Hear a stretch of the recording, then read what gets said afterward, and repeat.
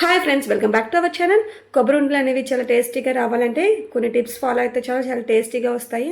దీనికి ఏ పాకం కూడా అవసరం లేదు, చాలా టేస్టీగా ఉంటాయి. చూస్తేనే తెలుస్తుంది కదా. ఫస్ట్ దీనికోసం అయితే ఒక ప్యాన్లో నెయ్యి తీసుకొని, నెయ్యి హీట్ అయిన తర్వాత అందులో కొబ్బరి తురుమును కూడా వేసుకోండి.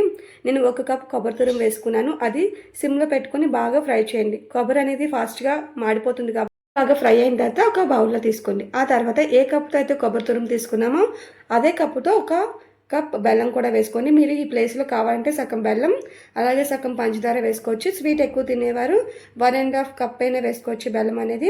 బెల్లం కూడా బాగా మరగాలి.